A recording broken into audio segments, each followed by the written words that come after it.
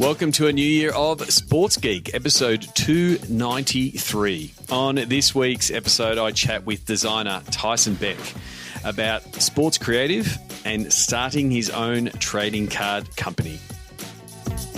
Welcome to Sports Geek, the podcast built for sports digital and sports business professionals. And now, here is your host who is looking forward to meeting you in New York, Sean Callanan. Thanks, DJ Joel. Yes, my name is Sean Callanan, and I'm really pleased to be back. You probably do believe I actually did have to blow the dust off my Zoom recorder to do this intro. So really pleased to be back, and thank you for DJ Joel for that very kind intro.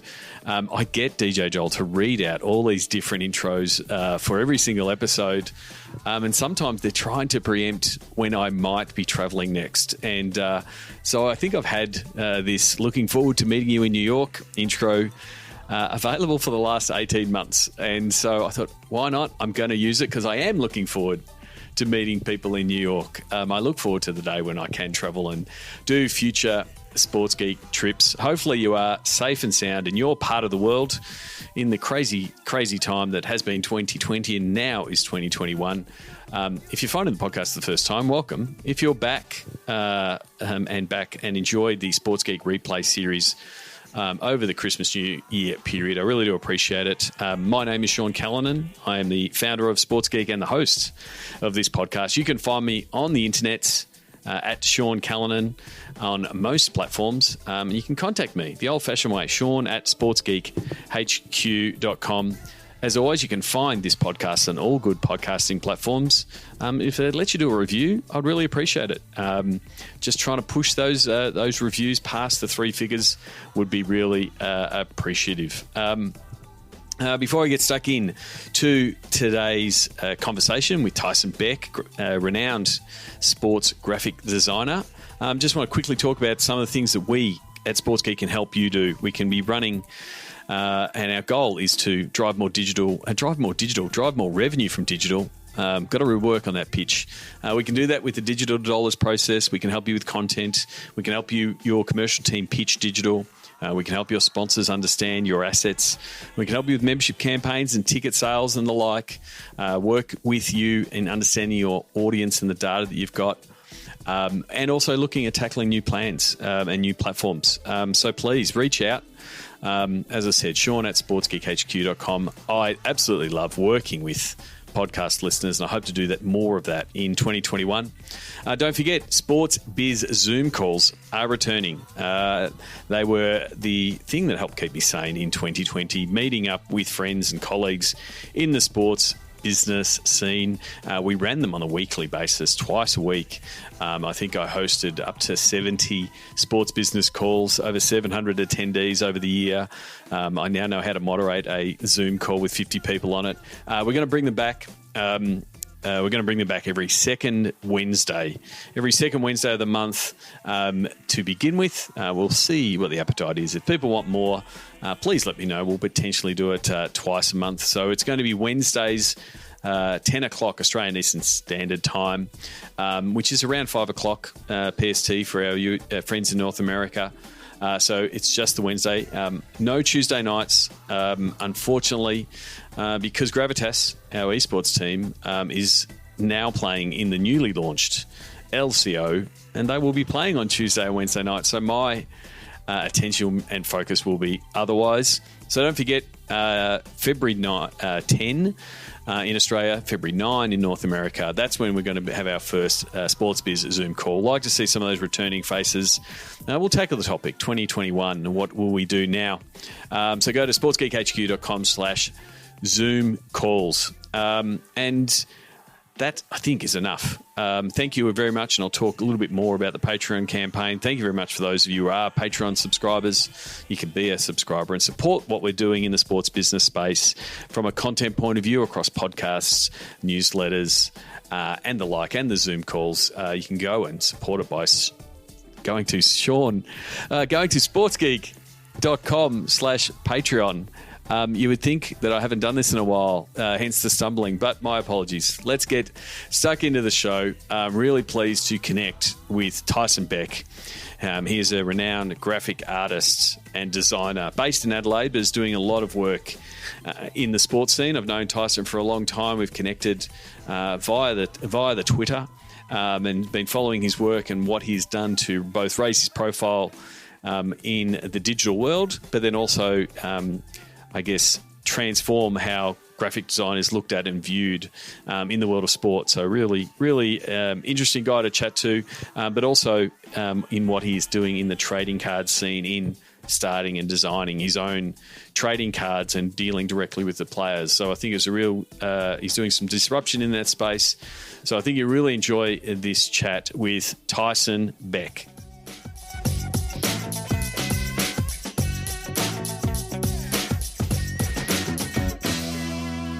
Very happy to welcome to the podcast Tyson Beck, well-known sports designer. You can find him at tysonbeck.com. Tyson, welcome to the podcast. Hi, Sean. How you going? Thanks for having me on. No worries. We're going to try to do our best to get around the difficulties around the Australian internet, which is something that has probably challenged us both over the lockdown and 2020 overall. But people should know you from your designs. They've probably seen them on the internet, either on Twitter or Instagram. What drew you into graphic design? I mean, it was really kind of like the only thing that I was good at in high school. But I didn't really like the creative space. Like I wasn't like kind of, very artsy and all that kind of stuff. I just loved sports. So, but I knew I definitely wasn't good enough to become an athlete. And that was my goal. That was my dream, to be a professional athlete. They were the idols and everything you wanted to do. So I thought, well, hang on. The only thing that I'm good at is like design at school and playing around with a computer and making cool things. And I was like, why don't I just kind of like blend what I love and what I'm good at doing together? And that's pretty much just how it all started, because back when I was doing it in 2003, there really wasn't like a big sports design. There was no sports design community. There was nothing like that back then. So for me, it was just kind of like, it wasn't like looking and seeing stuff online. It was literally just like doing what I was good at and what I liked doing and putting it together. And that's kind of how it all happened. So it's a bit of that, some of the myth, I think, of follow your passion, but then also follow your work. Like how much is that mix of you're doing stuff that you like and then you become better at it, and because you become better at it, you become more passionate about it. Like you hear a lot of people like, you're probably the same, having young designers reach out to you saying, how do I get in? That looks so cool. What's some of the advice you give to those young designers trying to break in to the market now? I mean, like, to be honest, like I do get that question like a lot. Like literally, I might get hundreds a month of questions, and it's all very similar, all the same questions. And it's basically people looking for shortcuts. Shortcuts on the way in. And I mean, I'm just very transparent with them. I just tell people like, there's literally no shortcuts. There's no magic button or anything. If you've begun the question saying this is what you love doing, well, then there's no issue with it, because if it is what you love doing, you won't mind putting in the long hours, the hard work into it to try and build, I guess your skills up and your connections and just everything else and your name up. But, I tell people like straight up, like, I'm very transparent. If it isn't their passion and if it isn't something they absolutely love doing, they might not be in the right field if they're looking for like a quick turnaround thing. Like if they want to just, finish TAFE or finish uni and, become like a senior designer or sports designer or something like in like an agency or like a sports team or something within the year or 2 years after finishing up, or not even studying at all, just like finishing high school and just playing around yourself. And I think it's definitely a long journey. And if you love what you do, you shouldn't be kind of turned away by the long journey. I mean, you did mention a year. I just want to ask, how long did it take you to be an overnight success, Tyson? I don't know, to be honest. Like, I feel like it was all like timing, because like I feel like if I think I'm very fortunate that I was doing it when barely anyone was doing it. So kind of like my name gets kind of used, and like kind of just played around a bit, just because like, oh, I've got like a bit of history and a bit of kind of traction in terms of what I've done. But I feel like if I was starting now, it would be much harder, because there's just a massive sea of amazing, talented people. Like what I was doing when I was like 18, like I thought I was okay when I was 18. I talk to kids now who are 13 that would kill me when I was like, how good was I like 22? Like they're insane. Like, yep. I guess, software's changed, and just the accessibility. Like there was no Instagram or Behance or Twitter or anything. Like there was nothing to compare your work to back then. Like, so it's insane. So I reckon, I started playing around in 2003. I don't reckon I become kind of, like my work was really noticeable until probably 2010, I'd say. So 7 years. Yeah. I think I started Sports Geek 2009, 2010 range, and remember coming by you and again, you were doing that balance of, you're obviously doing your own work. And this is the other piece that I think the demystifying the graphics, like, oh, you're doing all these cool stuff on Instagram, and that must be you doing all the time, the same way that I get, you must be doing podcasting all the time. It's like, no, podcasting is 1 hour of my week, and that's what I put out publicly. There was a couple of things. You're obviously, doing some jobs in sport, probably doing other graphics jobs, but then you started doing a few, I'm going to have a play and I'm going to put my style out there. What were some of your early designs and artwork, and some of the things that caught the attention both of fans, but then started getting some cool collaborations and players and NBA type noticing you? It's kind of funny looking back. Like, so how it first started was like, I would just make wallpapers. I'd go on forums and people would be like, oh, like the teams aren't giving fans wallpapers for their computers. Like desktop wallpapers used to be a big thing. Like people might not know. It used to be huge. Everyone would want a nice desktop wallpaper, and the teams' websites or anything, they might one with the logo on it, and that's it. But there was nothing with players or anything. So I'd be on forums and someone would be like, oh, can I have like a Steve Francis wallpaper? Can I have a Kevin Garnett wallpaper? And I'd be like, okay, I'll make it. Like I'm at school, I'm doing nothing. And I'd make it. And I would have on the bottom of my bottom of my wallpapers, my username on the forum was Kobe_Brian_is_da_best. I was very young. I didn't know how to market myself. And then when that became too long, I put it as KBIDB. And then in high school, when I did my year 12 design project, I submitted it, and I remember there was some girl or guy, I can't remember, someone in the class approached the teacher and was saying like I was stealing all my work because like, look at this online, it says KBIDB. And I was like, that's me. And like, they didn't believe me. The teacher didn't believe me. It's like, oh, it's the first thing you Google, like Tim Duncan wallpaper. It's the first. And I was like, that's my work. Like, and they didn't believe me. And so that made me think I got to put Tyson Beck on everything. So I actually think that really helped me grow in terms of just getting the audio, people noticing, my work and everything, because everything that I did, it just had my name at the bottom.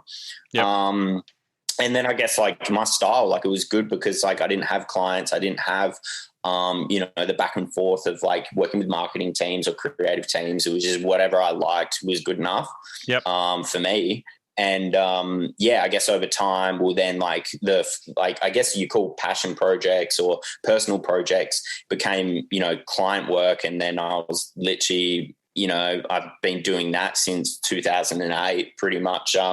Every day I'm just doing sports client work, and, I guess like, now we're looking at 13 years later, like the fun of it definitely has drained out of it.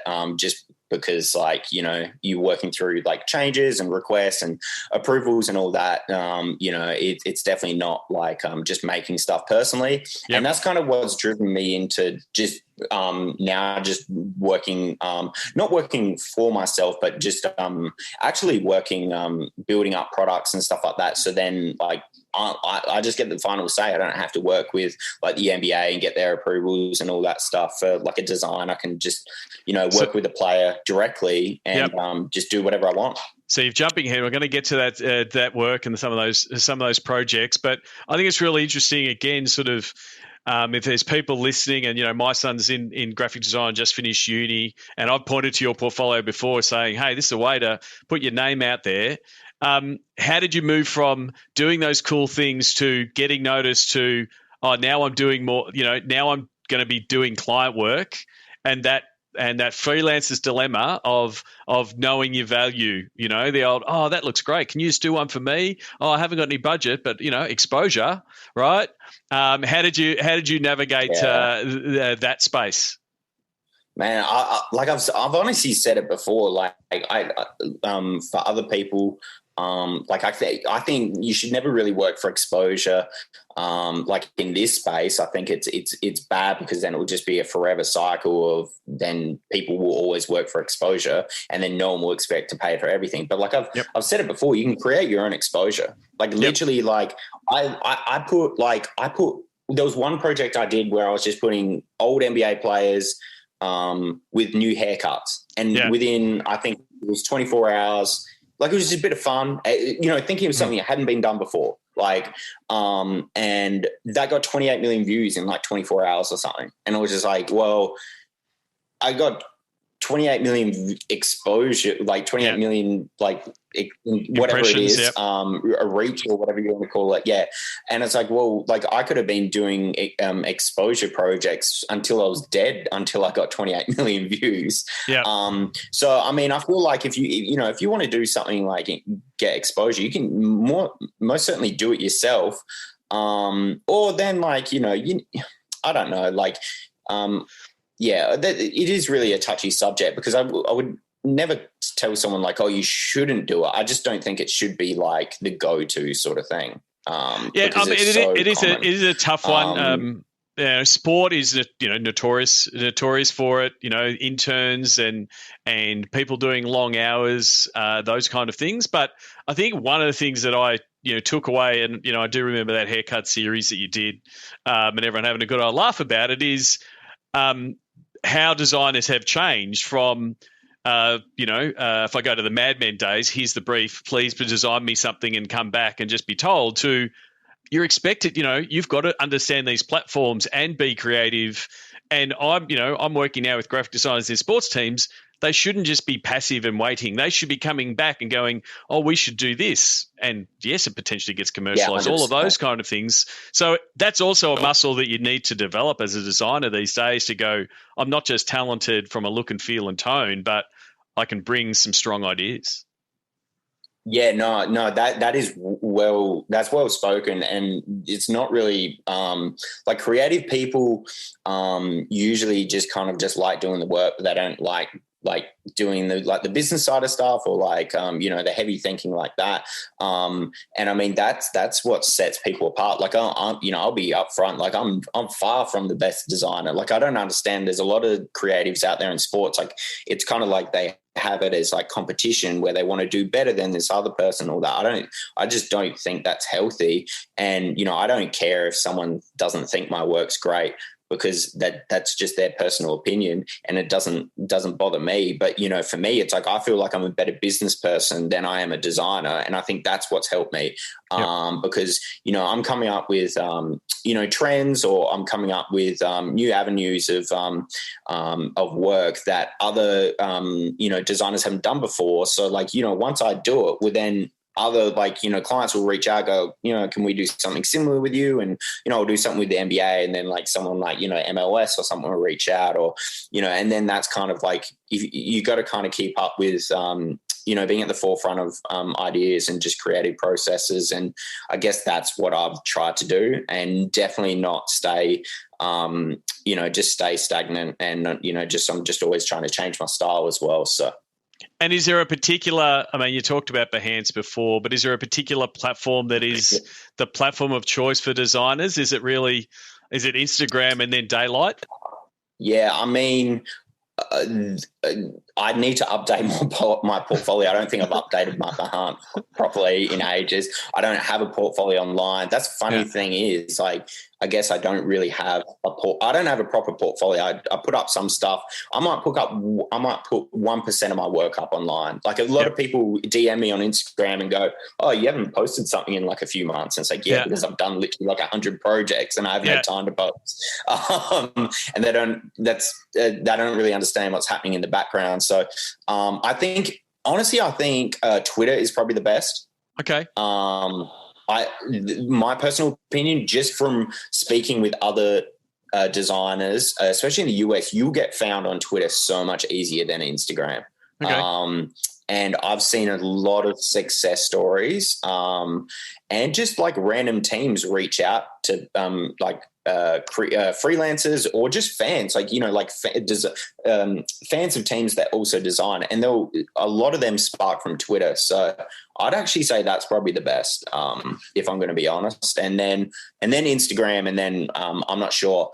I don't think I've ever had a work request come from Behance, but I can't really confirm that. It's a bit of covering your bases, but like, it is that piece of showing your work, whether it's these personal projects, some of the professional stuff, so people know. And I think also from a design point of view, especially on Twitter, we have seen a few of the sports creatives, because it is a really strong community, like, go behind the scenes and give that time lapse of, end of game score graphic that you think is great, and you look at it for half a second. Here's all the work that goes into it. And that's great for, the behind the scenes and the graphics, nerds, if you will, but then also gives a great appreciation for other people that just, the total experience. Yeah, and when you mentioned about the personal project, I don't think people should be not afraid, but I don't think they should be embarrassed or shy of saying this was a personal project. I think there's a lot of miscommunications, like when people put up projects on Behance, and they'll be like, 2018 NBA Finals, like graphics or like score, like templates and stuff like that. And it's like, well, like it wasn't. It was just like a fun personal thing. Yep. And a lot of the times it's written as in like it was for like the NBA, or it was for, I don't know, Manchester United or whatever it is. I don't understand that. I don't see what the problem is just putting it up saying this was a personal piece. If I was given this opportunity, this is what I would have done. Yep. I've done personal pieces a lot, and I would definitely, I'm confident to say that most of my work, 90% of my work, comes from personal projects. Yep. Because personal projects is the only thing where a client can't come in and mess things up, or, so they're seeing it as what I would have done. And I still think my personal projects are always my best work. So one of the things is, I'm here in Melbourne, you're there in Adelaide, both in Australia. How have you been able to build a business and build up a really strong client portfolio of NBA, MLB, 2K, Under Armour, Foot Locker, NBA teams, AFL teams, just from Adelaide? Is it? Did you figure out this remote working and being able to connect with people on the internet before everyone else did in 2020? I think I must have. I've definitely had opportunities to leave. I've had plenty of job opportunities in the US to work full time and stuff like that. But I've never wanted to work full time in sports for one team or one, an agency or something like that, or a brand. Just because I feel like I'd just rather do different projects. Like I don't want to kind of narrow in on one thing.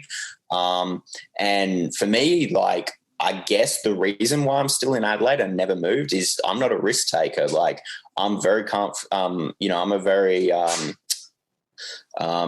introvert. And I don't really, I'm not kind of like out there, and I'm not outgoing. So Adelaide's great for me because it's really small town. Like I even think Melbourne's too big to move to. Like, I've gone there a few times and met a few people, and people are like, "Oh, you're crazy not to live here." Like, all the sports teams are here, and the businesses and stuff like that. And it's like, no, I'm just happy in Adelaide. I'm quite old Adelaide, where I can just sit in my little office and do work. So I don't know.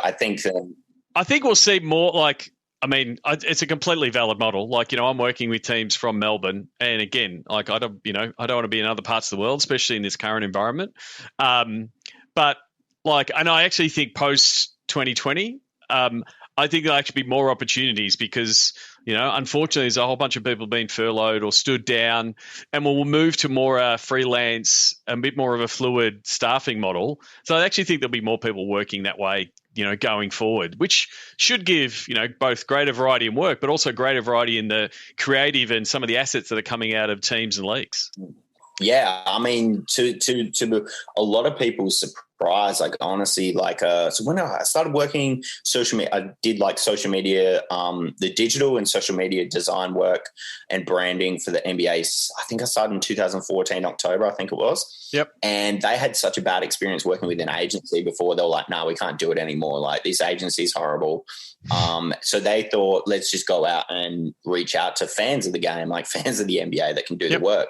And since then, up until I think 2020, which is actually interesting, that's 2020, but between 2014 and 2019, their entire design team for social digital were external. Yep. And I don't even think one person was in New York. There was someone in Paris who I'm friends with, someone in London who I'm friends with, someone here, me, but someone also in Melbourne. And there was a bunch of people all around the world, and none of us worked internally. We were all remote workers, all freelancers. And that every graphic you saw for 5 or 6 years was done outside to an freelancer. And it just does fit for that creative piece. As long as you're getting the briefs and the assets, it allows you to get down and do the work. Wanted to touch into the stuff from a 2020. You started talking about working for yourself and owning your assets in moving into the trading card market with Project 2020. How did that come about first? I mean, I've been making trading cards since 2014. I've made trading cards with Topps. I've made trading cards with Panini and stuff like that in the past. I've been working every year doing trading cards, but the Project 2020 just blew up. I understand that it was because of COVID and everyone moved back home. Well, not everyone, sorry, but people moved back home. A lot of people had to move back in with their parents, and it was all this nostalgic thing where, there was no sport on TV at a time, and a lot of people, looked at, rediscovered old things like trading cards and all that stuff. So it was a part of a boom. And I mean, it all went hand in hand with Project 2020. And Topps, they did really well out of it. But us artists, we kind of were a part of it, and we were trying to kind of build it up as big as we could get. And for me, I just saw such a demand, for my work in cards. And it's like, well, my audience is basketball. I've honestly, and this is the key thing here, is that I've done stuff with clients where I'm the artist and I might make $1,000, but the client might sell $1 million worth of work in 24 hours or 48 hours. And it's I look at it and go, hang on, the customer is buying the work, because of the athlete. Yeah. Yeah. And you're just trying to figure out, make it a bit more equitable.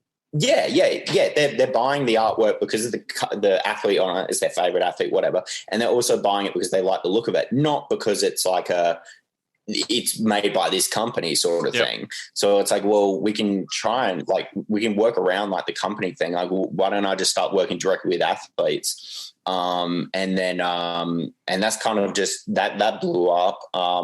The first player I reached out to, Jason Tatum. And were you able to meet Jason? Were you able to meet Jason when he was out here, or did how that start? No, I didn't, but I didn't actually. I didn't meet him. I met him in Boston in January. Met his family, Jason and his mum, in January. Yep. But it was, through a connect. But at the end of the day, I can just reach out to any agent. They're very easy to find online, and just put through a proposal for them. But there was someone who introduced me to Jason's management, and went through there. And it's a big risk. At the end of the day, it's like we had COVID and everything. A lot of my clients, were unable to keep me on. And, I've got this, like I had to invest like six figures, north of six figures into just this project. And I was like, I don't even have a sale yet, but I need like a licensing agreement with the player. I need them to, an autograph deal. I need all the, the packaging, printing, all that stuff. I was like, I'm just going to go with it because like the baseball cards are baseball cards blowing up. So I'm going to go myself, make my own trading cards.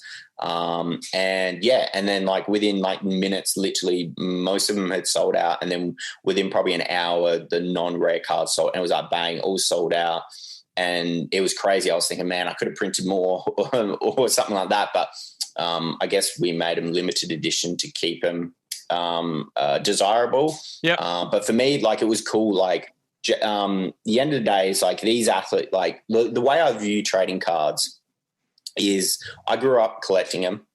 I loved them as a kid. I thought they were amazing, but I would collect the trading card because I liked the athlete on it. I would try and get all the Laker, Shaq, Kobe, Derek Fisher, Robert Horry, whatever, because I was a Lakers fan. But I didn't collect them because I liked the look of them. I just collected them because it was the player that was on it. And then when I started design I became like in the creative space, I was like, I don't like the look of these cards anymore. I just think it's so boring. It's just a photo whacked on a template, and which is conservative people, traditionalists love it. But for me, it's not so much. And especially the young kids, they love like bright things, like messy things, like it's out there things. And I thought there's a market for it, like in terms of, how about we actually work with this player? So like Jason Tatum, I worked with him and actually built a card that he liked. It's not like a, like a trading card where it's like, this is a Panini card and every single player in the league's on it, and this is Jason Tatum's version. It's just photo whacked on or something. So it was like, we want to create something unique. It had his son's name on it, had a tribute to Kobe, which, is super special to him. And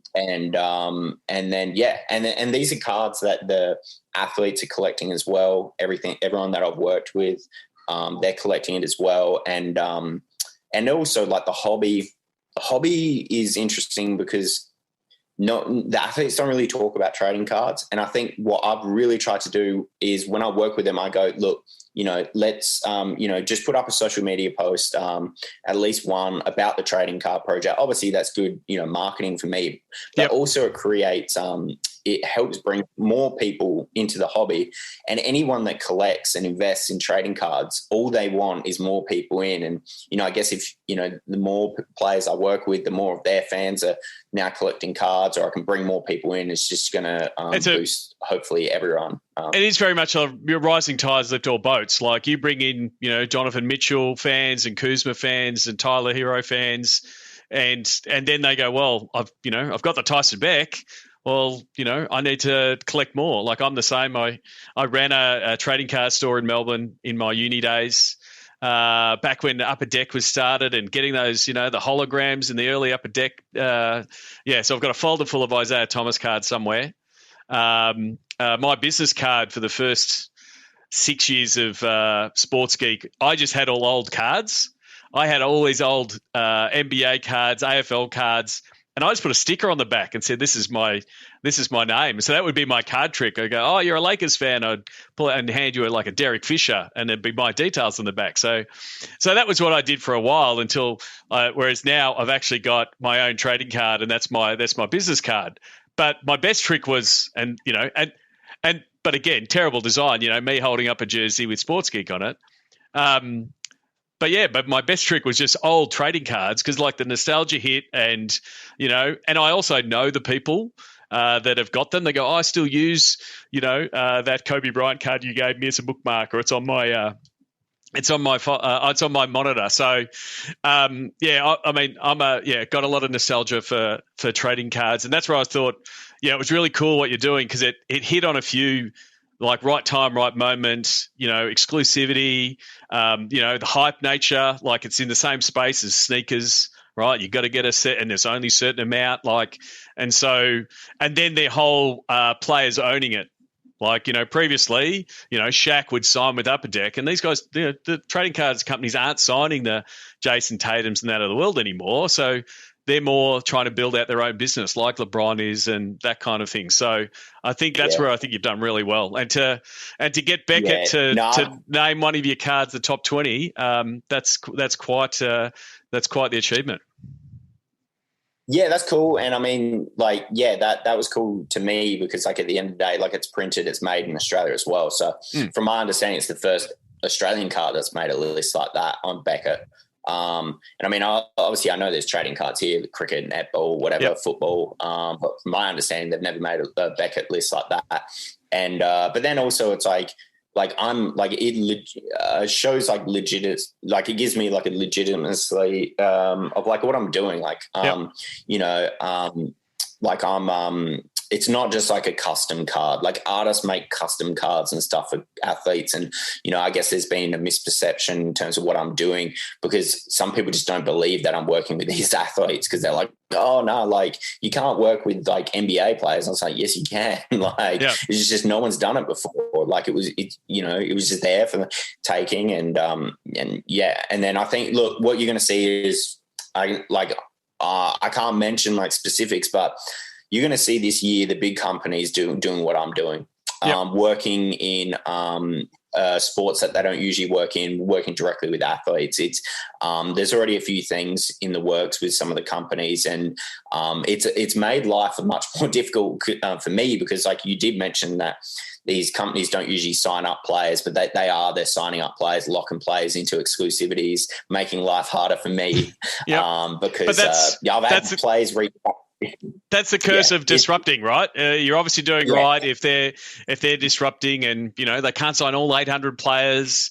The world has moved from wide to niche, so the guys you're signing are young up and coming stars, but they're not the top of the they're not your LeBrons and your Steph Currys, but that's the opportunity. And then, like you said, other sports, other titles, those kind of thing is real opportunity. What were some of your learnings and lessons of like setting up your own trading card business? Like you obviously have the design and the creativity piece, but was there a bunch of things you had to learn to go, oh, I've got to get a printer, I've got to make sure that we're only getting a certain amount done, I've got to, the packaging's got to be on point, the logistics of, people crashing your website because they want to get that particular card. What were some of the lessons of that experience? Yeah. I mean, the first thing, I was nervous. Like all I wanted to do was break even with Tatum. Like the only thing that I've purchased more than the Tatum deal was my house. Like it literally cost me half a house to do. And I was like, all I want to do is make my money back. And then within like 5 minutes, it was like, oh, I'm at the break even level. I was like, oh God, this is big. And I guess like for me, it was the demand. Like it was actually, I had someone sitting there with me helping like in real time, like, because obviously emails are coming through, questions or whatever, as things were going on the And then when things started getting sold out, I was literally getting death threats in my emails, in my inboxes on Instagram, like because they missed out on the card they wanted. And like, obviously I ignored all that stuff. There was multiple, like at least a dozen of that kind of stuff, like literally really vulgar stuff. But for me, I looked at that as a positive because I was like, man, these people want these cards so much. There's so much of a demand that it's made someone get that angry that they've resorted to like emailing and DMing me on Instagram about how bad of a person I am. And I thought, this is good. This is good because there's a market for it. There's a demand. And then I was like, I'm now confident that I can reinvest into, and everything I own, I reinvest into the next player. So reinvest into Kuzma. But the big lesson for me, so far, I mean, there was like the huge lessons was actually like I had LaMelo Ball on a contract, which would have been nuts. Like he's the biggest name. I was going to have him as the first rookie card, and everyone told me, be careful about this because like, it's LaMelo, it's the Ball family or whatever. And I was simply just used for leverage for him to get a bigger deal with another company. So for me, that's like, okay, not everyone's in it to, support me to build this up with me. So that was the big first lesson, because that card would have been insane to do LaMelo's first rookie card. And, at the end of the day, this is business. So I got to get used to it. And I've never experienced something like that being used for leverage to, someone else to get a bigger deal and kind of toss my contract aside. So, that was a big lesson. The other lesson is basically quality control. So like I started, a lot of the Project 2020 cards that I've got through Tops is I'm experiencing, like, I just see a lot of online, like people are not happy with scratch cases, people are not happy with stickers on straight, all this stuff. And it's like, man, like people really care about these cards being perfect. And I guess you're in the collectible space, people are possibly going to hold this stuff for 80 years or 50 years, who knows? So you want it perfect. So unfortunately for me, that's turned me into a perfectionist. I look at every single card that comes out. Like it comes through me. I have staff helping me, but every single card I sign off on, even like the cheapest card, I sign off. No scratches, no dents, no bad corners, cases all good. And I mean, that's led me to throw out, I got to buy these cases brand new, but like half of them come scratched. So like I've got 5,000-6,000 cases just thrown away because they're not good enough to use. So for me, quality control, because I feel like I just want to make, the customer, when they open it up, the worst thing they want to see is like a bent card or the scratch on it or the case is broken. So, I think the quality control is the other big one I've learned. But that's very much customer experience. And if you're selling this limited piece, if it's a poor customer experience, then they won't come back. They won't come back for the next one. So, definitely good advice because, if you can't deliver and execute in that piece, it's going to be really tough. Well, what I want to do is wrap things up with the Sports Gear Closing 5. Do you remember the first sports event you ever attended, Tyson? I'd have to say it would have been at that, what would they call it? Footy Park. It would have been a Crows game at the Footy Park. I don't specifically know what exact game it was, but it would have been Footy Park in Adelaide to watch a Crows game. You would have been to a few 36ers games in your time? I have, I do remember getting roundly booed at so I was a Melbourne Tigers fan, and we went over for the match and just gave the whole crowd hell all match. The Tigers won, and then we're like, how are we getting out of this stadium? And they said, follow us for the ground, and the crowd and we walked across the court and everyone booed us. There's nothing like getting booed by like 8,000 people. So it was hilarious. But a lot of fun. I love that atmosphere.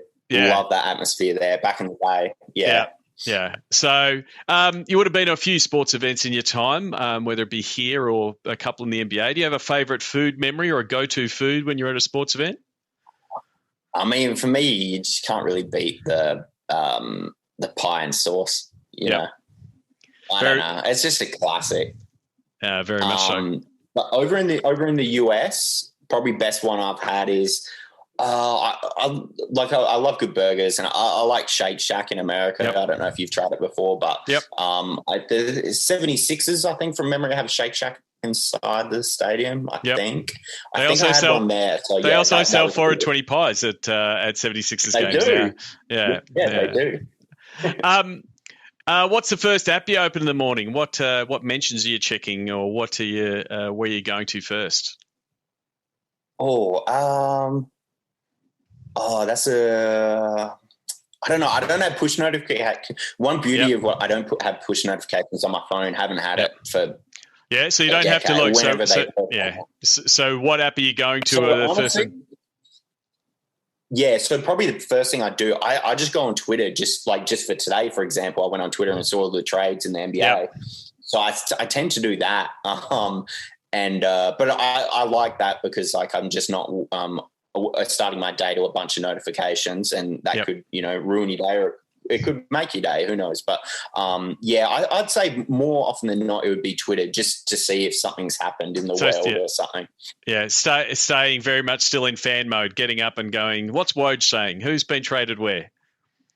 Yeah. And that's one big thing, like when you're working in the space and you start building up your clients, that fan mode does get stripped from you. You can't really be very vocal online and be supportive or negative or whatever, and that kind of does hurt. But I try and still be a fan when I can be.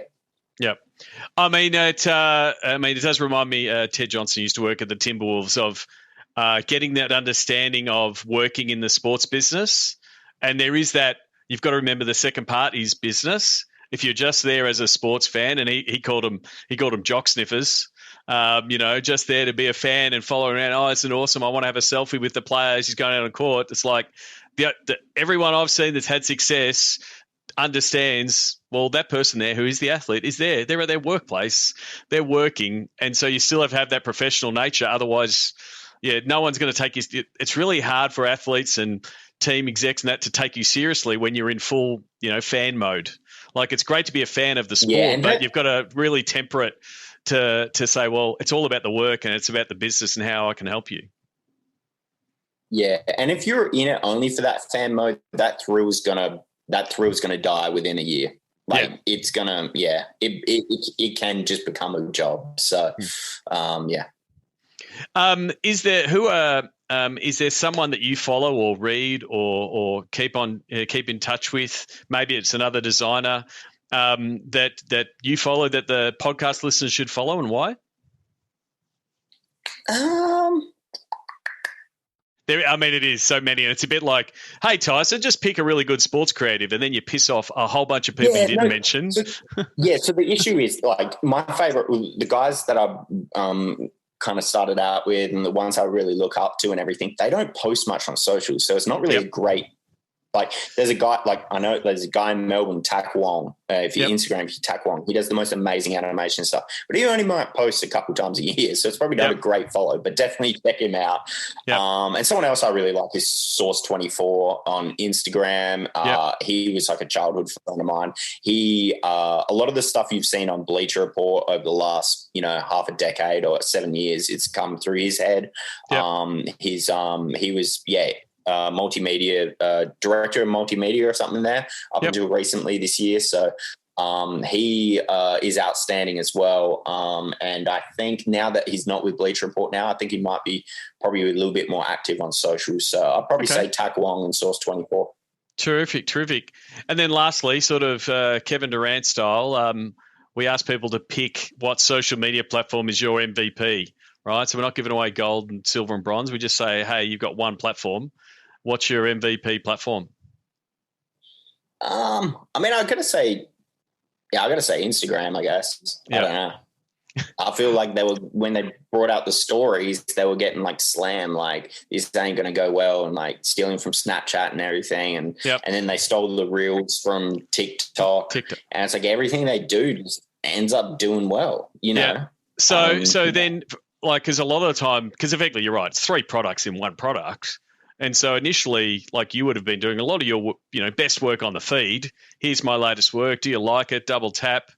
How do you, as a designer who adapt to those other platforms? Do you, how do you tackle Insta Story? Have you bothered trying Reels? How do you tackle it from a design point of view? Man, I have done Reels with my trading cards, which have been cool. Yeah. I had these trading cards like glow in the dark, so I've kind of made these Reels that show the cards hand embellished in hand, and then bang, like a TikTok thing where it goes glow in the dark, and that's kind of cool because that's kind of added another level to like how to kind of show these products. But yeah, stories is a good way to interact with. Mainly, I don't really kind of put my work too much on stories, but it's a good way to kind of interact with people, answer questions, rather than like you can't really do that in a feed. In the comment section can be hard. So it's really good to ask questions there, and also just to poll people. The polls are really good on Instagram. If I want to test out something, it could be a personal. Do you prefer this or this? Or if I've written down like a list of players who they want me to collab with in the future, and then they give me feedback, and that's helped me. So I think so it's really using it in that as that survey mechanism to sort of get a better feel for your audience. And that's the thing, you've got that real time, like in the end, they're your end end client. Like you're not having notes with with an agency or a brand. Like you are selling to the end customer. So that feedback loop is really important. Yeah, 100%. I mean, that specifically is why I worked with Tyler Hero, because like Tyler Hero isn't like, like you were saying, he's not a LeBron, he's not a Steph Curry, but in that moment, Tyler Hero was like, he was huge. Yep. So it was like everyone kind of kept, I mean, the feedback, he was literally like, I ran a poll and it was like, he was actually the highest, he was the most requested player for me to work with at one time. Yeah. So I was like, I got to work with him. Like I got to do it. And it just happened. So that was based on, I try and give the people what they want sort of thing. That might be the easy way to quote Jalen Rose. Then the other one was like from a Reels point of view, what we've found with the sports team to try to figure out what it is. One thing that is different from stories, it's far more shareable, right? Because people see a Reel and they share it on their own, whereas they see your story. Like it's not natural. Like you have to screen cap it and share it. Whereas a Reel, it's built to be viral. So it really does fit for product, highlights, that kind of thing to go, you don't have to do it every day. And, you're not an Instagram model and that's why people are following that Reel. But like if you can do product stuff, the fact that Instagram is encouraging people to share it can give you that reach really quickly. Yeah, and I feel like when Instagram bring out, like this is just my opinion, this could be completely wrong. You probably know more than me, but I feel like when Instagram bring out a new product like IGTV, like Reels, the algorithm or how it works. I think like I put up a video on my feed, it would get like barely any views. I put up a Reel and it's getting like 30,000, like whatever, like it's getting like 10 times the amount. And it's like, are they really just like driving these Reels on the Explore tab and all this stuff possibly? So the answer is yes. Like the answer, your theory is correct. When they open up new stuff, they pull back the velvet rope and they go, let's see how it goes. And they want to push it and promote it. So especially with Instagram, it's early and often, and you can really gain some real good traction there, knowing that eventually they'll turn the switch off and they'll pull it all back and they'll ask you to pay money for it, right? That's their business. But yeah, your theory on early and often is definitely correct. Okay.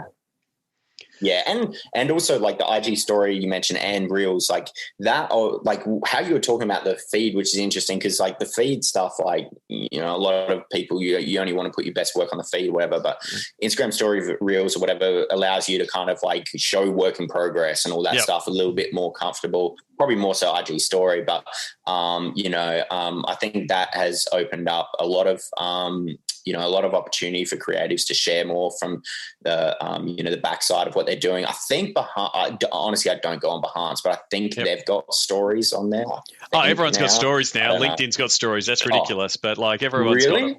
Yeah. Oh, I had no idea. I actually updated Twitter for the first time in like years on my phone because I don't like to update too many of my apps.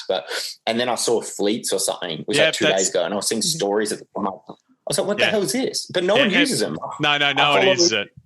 Yeah, everyone's tried to do stories and no one does them. Yeah. So I follow 381 people and I'm on my Twitter now and only one person has posted a fleet today, which is NBA, which is probably I was about to say you should name and shame because it shouldn't happen anymore. We shouldn't be doing that. So the NBA is doing it and no one else is doing it. So I'm saying 2021 is saying no to fleets. We don't need them, Twitter. You can get rid of them. I'm okay with that. Yeah. Tyson, thank you very much for coming on. Where is the best place for people to find you on the internet? We've mentioned your name a few times, but where is the best place to find you?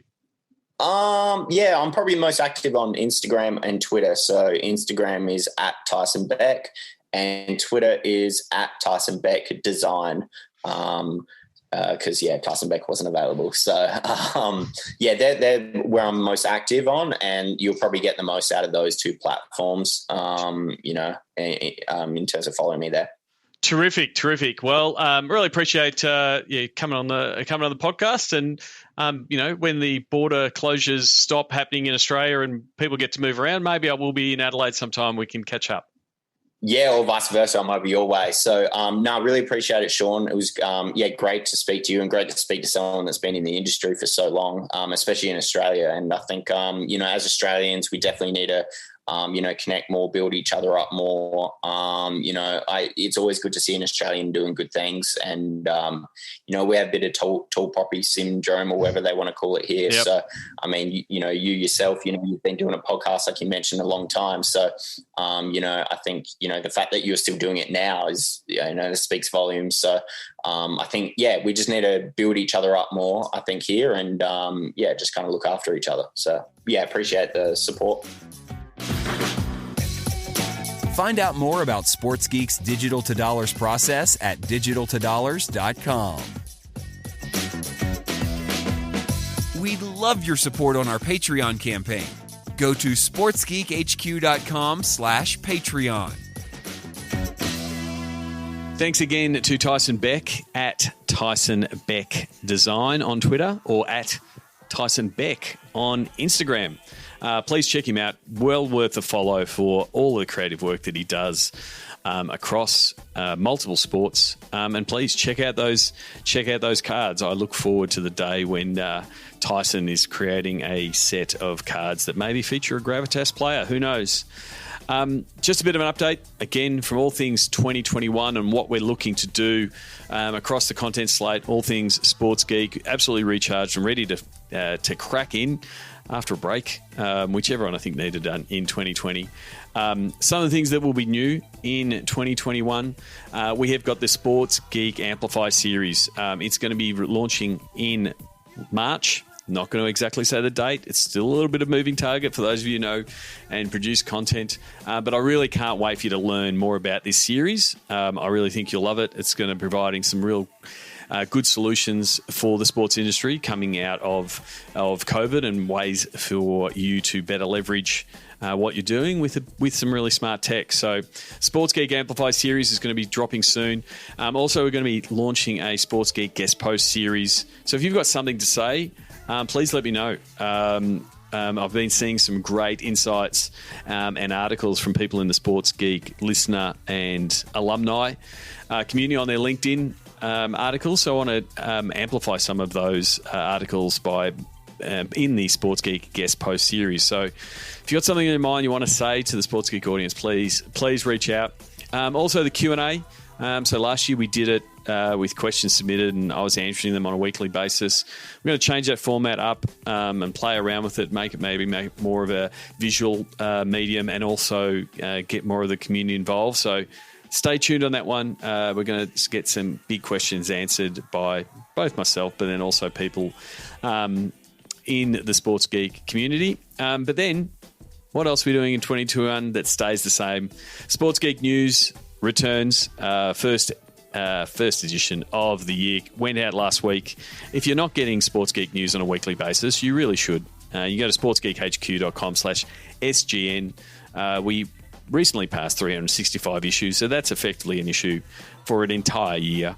Over the past 6 or 7 years that we've been doing Sports Geek News, my goal is to share the articles that I think are relevant and that I'm reading with you on a weekly basis.